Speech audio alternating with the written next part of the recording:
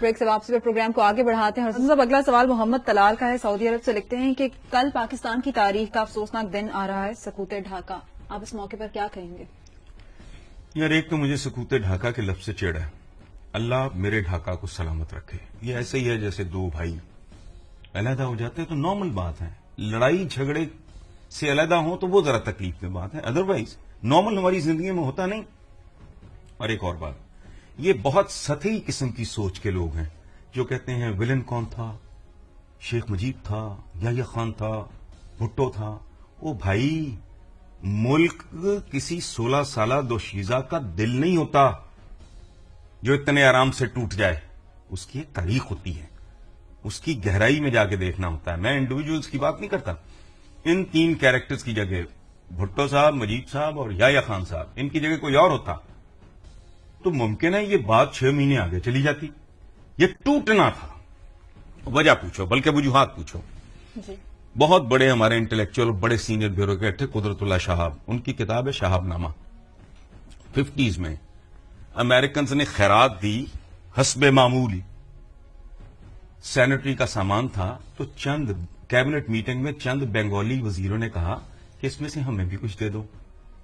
تو وہ جو مغربی پاکستان کے مچھندر تھے, بڑی بڑی مونچھوں اور بڑے بڑے پیٹوں والے, شیروانیاں پہن کے بیٹھے, انہوں نے ان کا مذاق اڑایا اور کہا تمہیں بیت الخلا, تمہیں کموڈ وغیرہ کی کیا ضرورت ہے, تم تو کیلوں کے جھنڈ, وہاں گاچھ کا لفظ استعمال ہوا ہے, کیلوں کے جھنڈ کے پیچھے بیٹھ کے وہی تمہارا باتھ روم.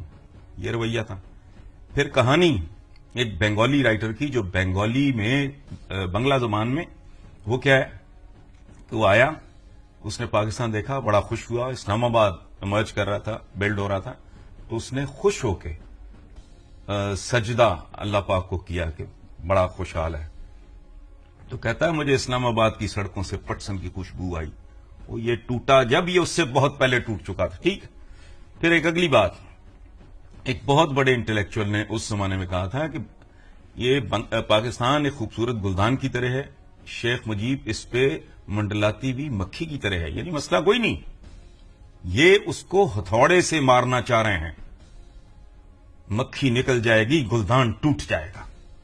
اپنے رویے, اپنے ایٹیچیوڈ, مشرقی پاکستان کو بنگلہ دیش بنانے میں ہماری رولنگ ایلیٹ کے ایٹیچیوڈ اور بیہیویئر کا, اس ایروگنس کا, اس بدتمیزی کا, اس بددماغی کا وہ ذمہ دار ہے.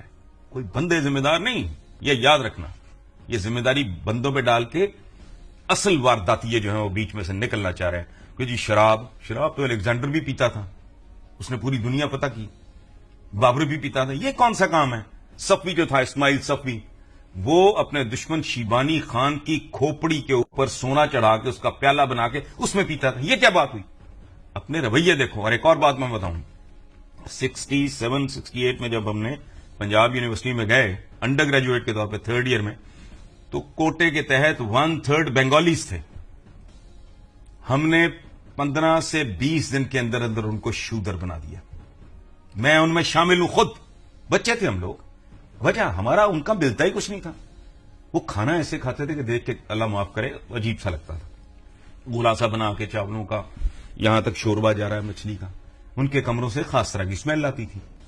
رات کو وہ دھوتیاں پہن کے, تصور کرو ذرا, 4 خانے والی گول دھوتی پہن کے پھرتے تھے.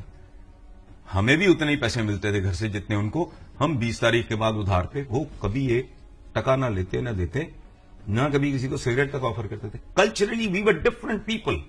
زبان ہی نہیں, رہن سہن, کھانا پینا, بود و باش مختلف تھا. اوپر سے ایکسپلوٹیشن, وہ پھر دشمن اس کا فائدہ اٹھاتا ہے. اس کو سمجھنا ہو تو بہت زبردست کتاب میں آپ کو ریکمینڈ کرتا ہوں. اتفاق سے میں جانتا بھی ہوں ان کو, شریف الحق دالیم, پاک فوج میں تھے وہ میجر. جب وہ فرار ہوئے اور انہوں نے جا کے مکتی بانی کھڑی کی, ان کی کتاب کا نام ہے بنگلہ دیش این انٹولڈ سٹوری. اور وہ کون ہیں؟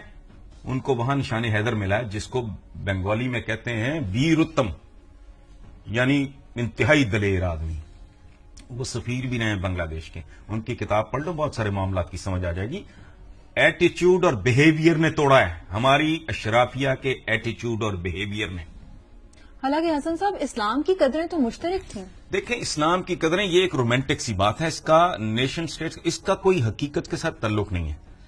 بنو عباس نے بنو امیہ کو مارا، ان قبریں کھود کے ان کے مردے نکال کے لٹکائے. ظہیر الدین بابر نے ابراہیم لودھی کو مارا، امیر تیمور نے بایزید یلدرم کو مارا. کل کی بات ہے ایران عراق وار، کیوں لڑی گئی اتنے سال، کتنا مسلمان مرا، کیوں لڑی گئی، کیوں بند ہوئی، مجھے آج تک سمجھ نہیں آئی. اچھا اتنا اگر یہ ہے ایک بانڈ تو بھائی ادھر افغانستان ہے برادر اسلامی، یہ دونوں ملک ایک کیوں نہیں ہو جاتے ہیں؟ اس کے ساتھ ایران ہے اور بڑے ہو جاؤ گے.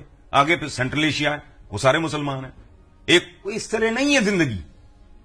یو اے ای کو ساتھ ملا لو، پورا یو اے ای کیوں نہیں ایک ہو جاتے بھی؟ وجہ اس طرح نہیں ہے. ایک فیکٹر ضرور ہے، یہ 1500 سال پہلے کی زندگی نہیں ہے. اس میں اسلام ایک امپورٹنٹ فیکٹر ضرور ہے، لیکن there are so many other factors. وہ سگے بھائی لڑ پڑتے ہیں، بھائی قتل و غارت شروع ہو جاتی ہے ایک خاندان میں جو برسا برس ختم ہونے میں نہیں آتی. سو بنگلہ دیش کے مسئلے کو اوور سمپلیفائی کرنا، اور سکوت ڈھاکہ کیا ہوا، نہیں بنی بھائی دو بھائیوں کی. مجھے اس میں دکھ ہے کہ وہ ایک دوسرے کی گردنیں کاٹ کے علیحدہ ہوئے، ایمیکیبلی ہو جاتے ہیں. بھی میرا آپ کا نہیں گزارا ہوتا، بہن بھائی ہیں، ہماری نہیں بنتی آپس میں، ہمارے کلیشز ہیں، ڈفرینسز ہیں، علیحدہ ہو جاؤ. آئیڈیل ہے اکٹھے رہو، لیکن اگر یہ اچیویبل نہیں ہے کسی وجہ سے تو عزت کے ساتھ الگ. انسانوں کی طرح باعزت طریقے سے، باوقار طریقے سے، بجائے اس کے کہ ان کی پرائم منسٹر آج بھی کہہ رہی ہے کہ ہم سے معافی مانگو. سو بہرحال ہو گیا، اب ہو گیا.